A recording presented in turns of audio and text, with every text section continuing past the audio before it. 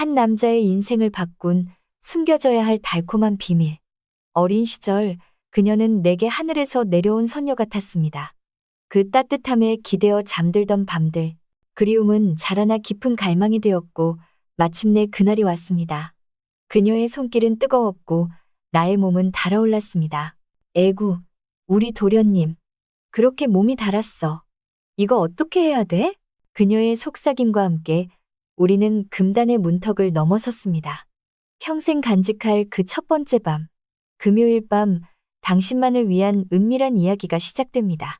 옆에 있는 형수님 손을 꽉 쥐고 끝날 때까지 놓질 않았습니다. 영화가 끝나고 나올 때에도 우리는 꼭 손을 잡고 있었습니다. 형수님이 저를 쳐다보며 물었습니다. 에구, 우리 도련님 그렇게 몸이 달았어. 이거 어떻게 해야 돼? 도련님 아직 총각인가 봐. 네, 형수님 아직. 이번 첫 휴가 나가서 딱지 떼고 안 오면 고참들이 지긴다고 그랬는데 형수님은 망설이시다가 내 얼굴을 쳐다보시며 말씀하셨다. 가자, 우리 도련님 딱지 떼러. 그리고 내 손을 잡고 모텔 골목으로 들어가셨습니다. 인간의 본능을 은밀히 터치하는 혼자 보는 소설. 지금 불금 8시 바로 시작합니다. 구독, 좋아요 꼭 좀 부탁드립니다. 50년 전 경상도 어느 시골 마을에서 결혼식이 벌어졌습니다. 이 동네 이장 큰아들과 옆 동네 이장 큰딸의 결혼식입니다. 연지곤지 찍고 온 동네를 더들썩하게 예식을 올렸습니다. 새신랑은 3일이 지나서 꽃같이 이쁜 새색시를 두고 떠났습니다. 서울 직장에 일이 많아서 방 얻을 돈 마련한다고 떠났습니다. 22살 새색시는 6개월을 기다렸습니다. 긴긴 외로운 밤에 10살짜리 시동생을 데리고 잤습니다. 10살짜리 시동생은 이게 웬 호강이냐 싶었습니다. 맨날 천덕꾸러기 신세였는데 어느 날 왕자가 되었습니다. 새 이불에서 따뜻한 형수님 가슴에 얼굴을 묻고 잤습니다. 세상에 태어나서 처음으로 독방에 잤습니다. 어린 눈에는 형수님이 하늘에서 하강하신 선녀였습니다. 행복했던 달콤한 6개월은 가고 형수님은 떠났습니다. 떠나면서 공부 잘하고 있으면 서울로 불러준다고 했습니다. 형수님은 서울 가서 열심히 돈을 벌겠다고 했습니다. 도련님 공부 열심히 하고 있어 서울 가서 돈 벌어서 불러 올릴 테니까. 새끼손가락 걸면서 형수님과 약속을 했습니다.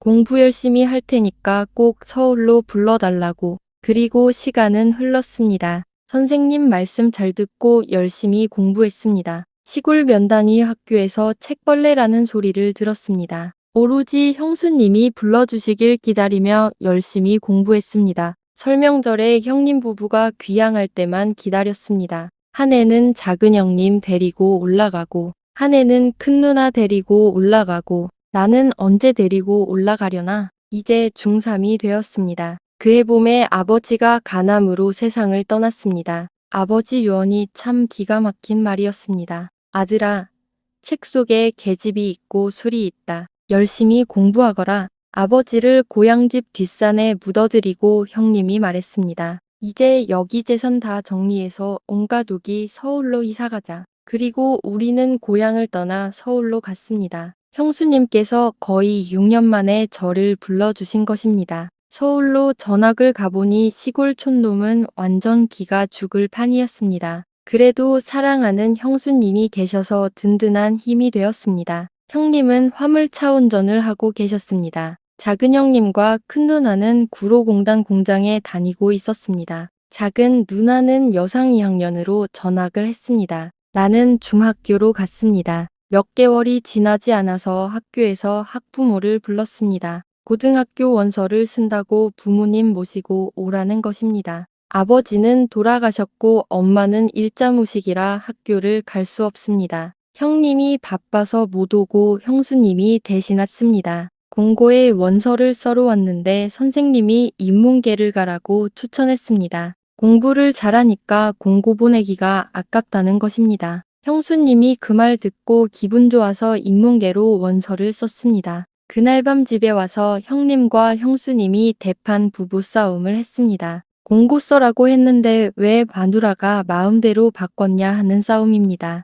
대학 학비를 누가 감당할 것이냐고 난리입니다. 형수님이 자기가 벌어서 감당할 거라고 대들었습니다. 그리고 다음날 형수님이 등교길에 조용히 불렀습니다. 도련님, 아무 걱정 말고 공부만 열심히 해요. 내가 다 뒷감당 할 거니까요. 감사합니다, 형수님. 형수님 사랑에 보답하겠다고 주먹을 꼭 쥐며 결심했습니다. 형수님은 조그만 식당을 열었습니다. 엄마는 집에서 살림하고 형수님은 밖에서 돈을 벌었습니다. 나는 인문계 들어가서 열심히 공부해서 결국 국립S대 공대를 들어갔습니다. 사립대 의대를 가고 싶었지만 형수님 부담될까봐 공대를 택해서 갔습니다. 합격 발표가 있던 날 온 가족이 경사가 났습니다. 특히 형수님은 나를 꼭 안아주시며 기뻐했습니다. 우리 도련님 너무 이뻐 착해 죽겠어. 그때 형수님 품에서 나던 그 그리운 냄새는 잊을 수가 없습니다. 형수님은 내 인생의 은인이자 영원한 연인이었습니다. 한참 그기에 눈을 뜨던 고교 시절의 형수님은 동경의 대상이었습니다. 빨래대에 있던 형수님의 빤소는 해소를 위한 애장품이었습니다. 몰래 훔쳐가서 독서실 긴긴 밤에 왕성한 혈기를 달랬습니다. 심적으로 몸적으로 형수님 덕분으로 훌륭한 젊은이로 성장했습니다. 대학 시절에 미팅도 나가보고 했지만 왠지 눈에 들어오지 않았습니다. 그러다 대학 1년을 마치고 데모를 하러 다니다가 경찰에 구속됐습니다. 형님이 군대 보낸다고 약속하고 풀려나서 군대를 갔습니다. 그리고 군대 가서 아주 개고생을 했습니다. 첫 휴가를 나왔는데 나와도 마땅히 갈 데가 없었습니다. 형수님 장사하는 가게를 갔더니 형수님이 용돈을 줬습니다. 친구 만나서 맛있는 거 사 먹으라고 두둑히 줬습니다. 용기를 내서 형수님한테 내일 같이 극장 가자고 했습니다. 도련님 왜 같이 갈 여자친구가 없어?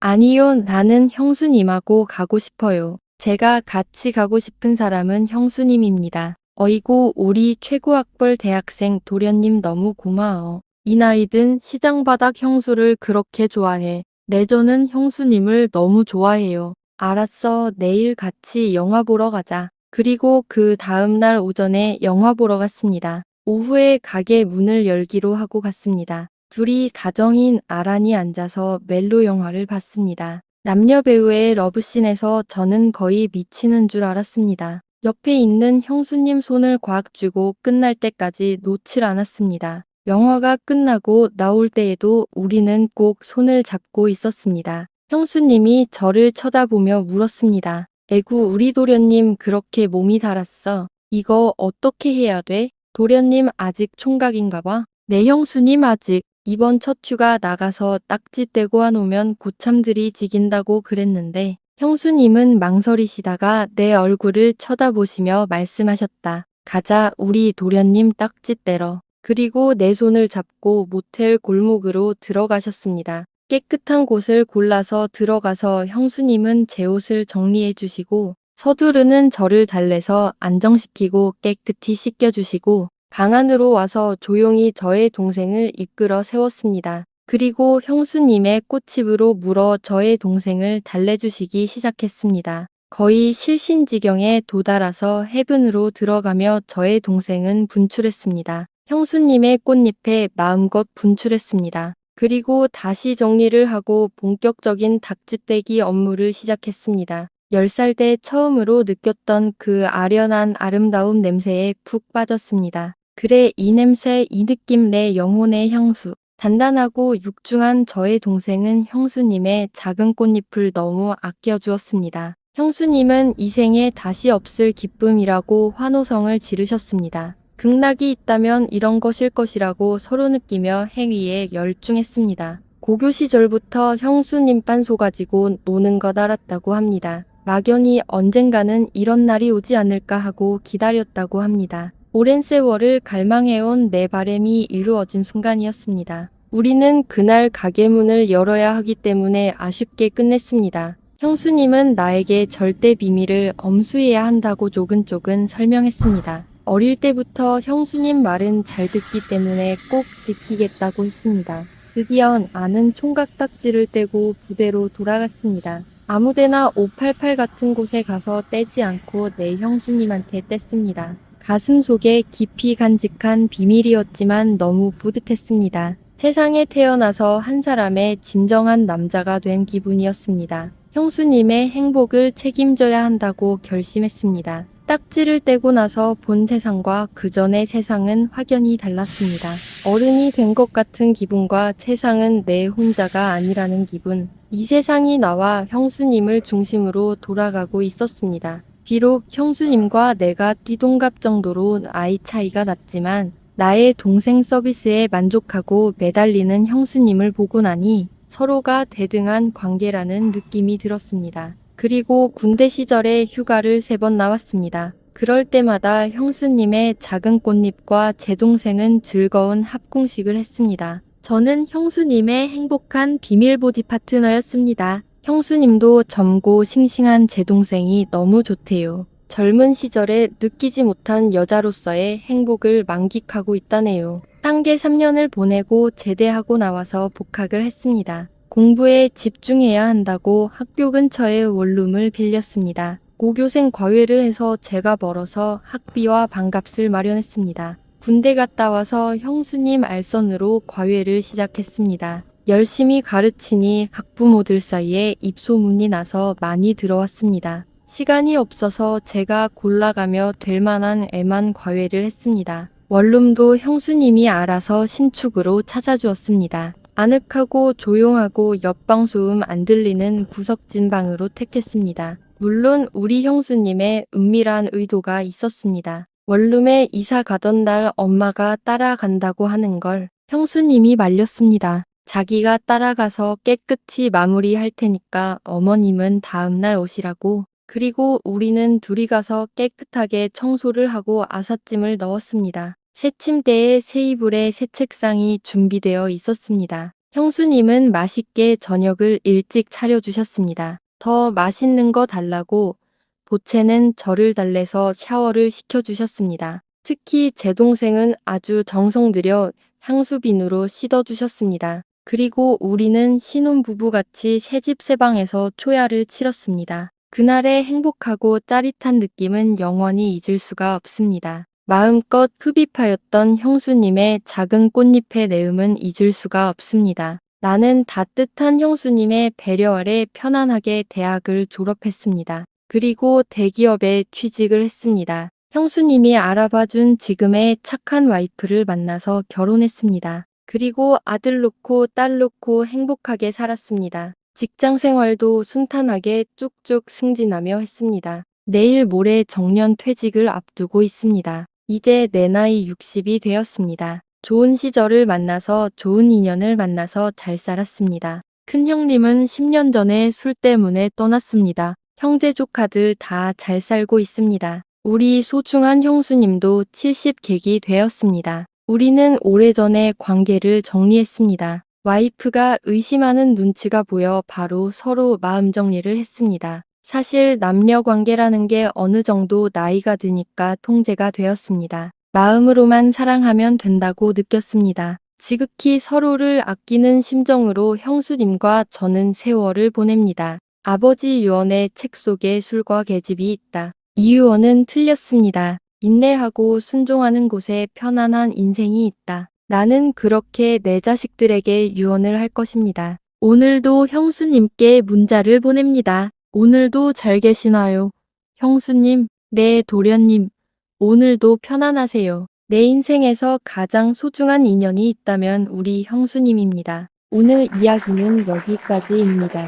구독자 여러분 항상 감사합니다. 편안하고 행복한 불금 되십시오. 세상만사에 잊어버리시고 제가 드리는 이 소설 한 편 보십시오. 인간의 본능을 은밀히 터치하는 혼자 보는 소설. 다음 주 불금 8시에 더 은밀한 스토리로 찾아오겠습니다. 구독, 좋아요 꼭 좀 부탁드립니다.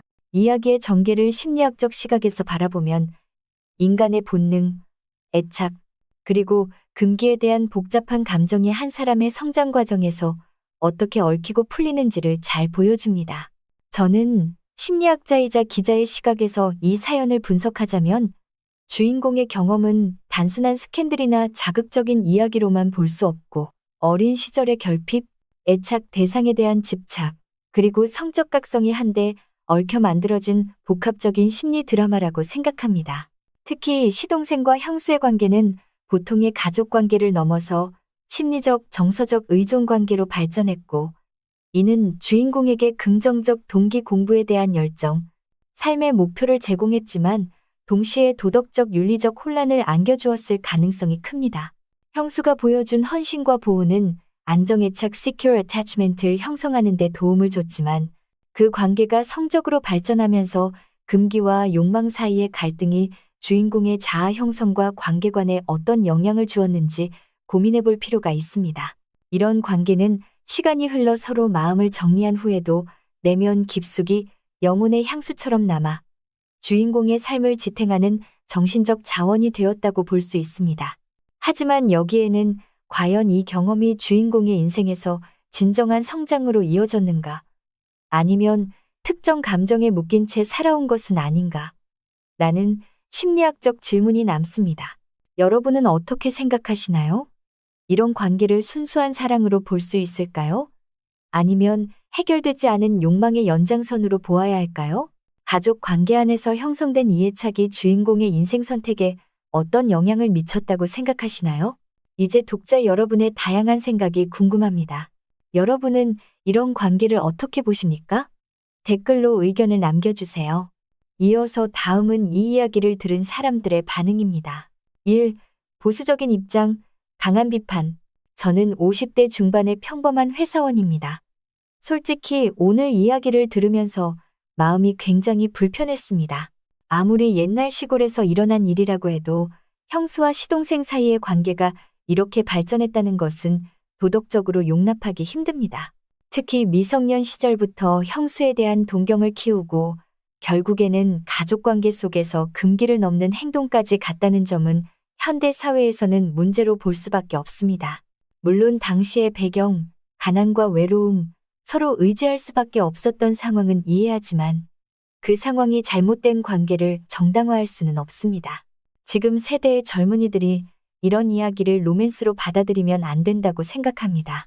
가정을 지켜야 할 형수의 입장에서 남편의 동생과 관계를 맺는 건 명백히 가정을 위협하는 행동이고 시동생 역시 자기 형에게 큰 배신을 한 겁니다. 저는 이런 이야기가 자극적인 재미로 소비되는 것이 아니라 가족 관계에서 지켜야 할 선에 대해 다시 한번 생각해보게 하는 경고의 메시지로 익혀야 한다고 봅니다. 2. 현실적 공감. 삶의 고단함을 이해. 저는 40대 후반 전업주부입니다. 솔직히 이야기 속 형수님 마음이 조금 이해가 갔습니다. 20살 초반에 시골에서 혼자 남아 시댁살이를 하고 남편은 몇 년씩 집에 안 들어오고 외로움과 현실적인 어려움에 부딪혔을 때 마음이 흔들릴 수 있겠죠.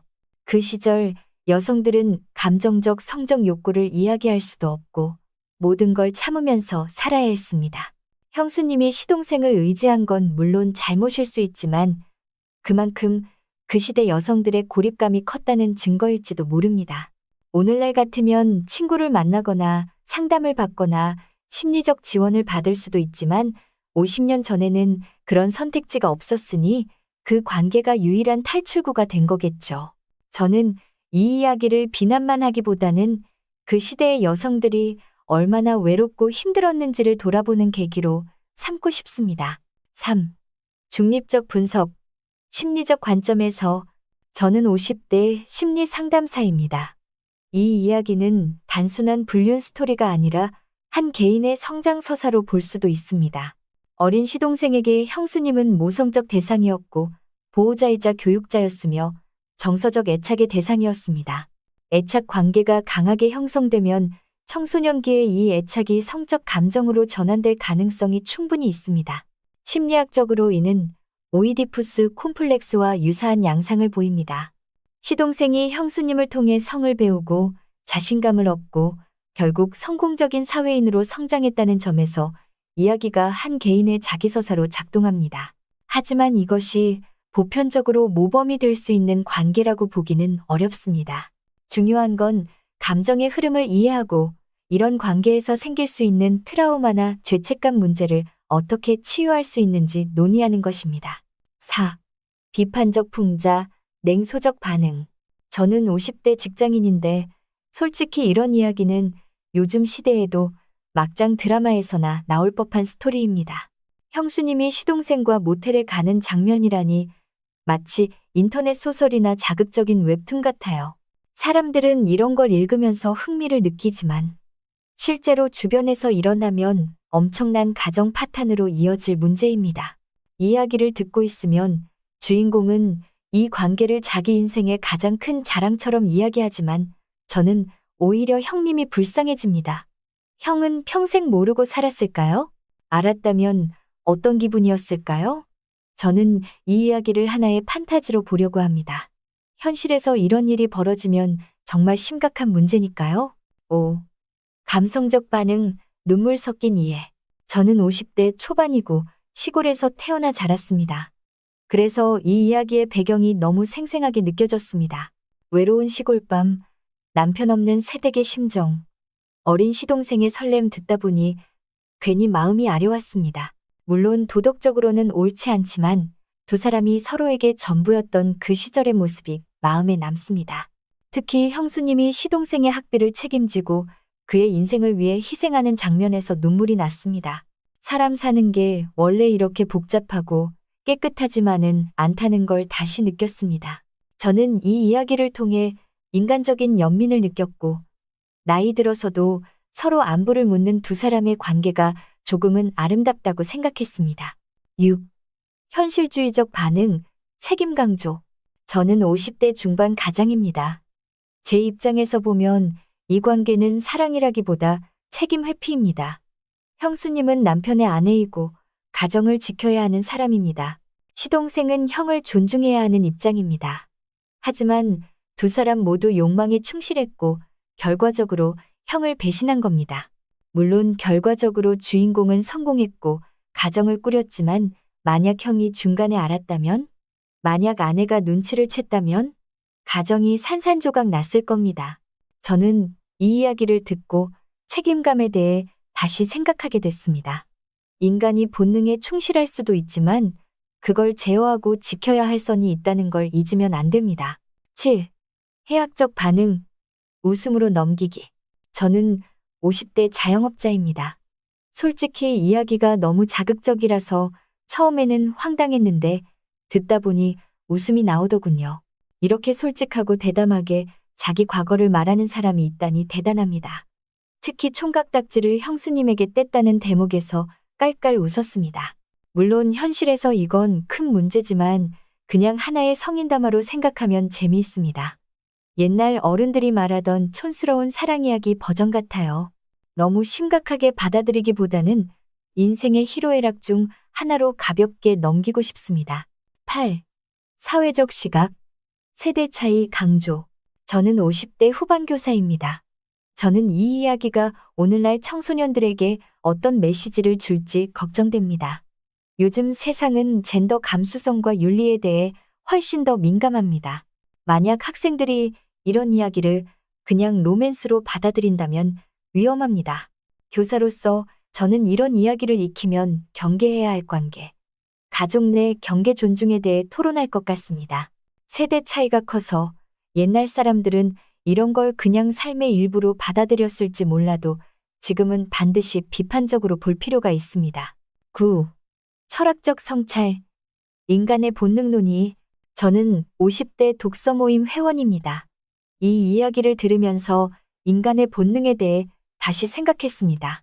결국 인간은 이성적 존재이지만 동시에 본능적 존재입니다.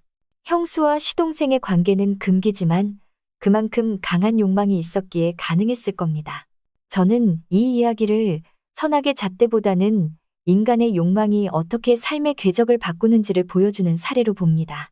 주인공은 이 관계를 통해 자신감과 자존감을 얻었고 인생에 큰 동력을 얻었습니다. 결국 본능이 삶의 에너지로 작용할 수도 있다는 걸 보여주는 셈입니다. 10. 냉정한 현실론, 아름다운 결말이었으니 다행. 저는 50대 직장인 여성입니다. 솔직히 말하면 이 이야기가 이렇게 행복한 엔딩으로 끝나서 다행이라고 생각합니다.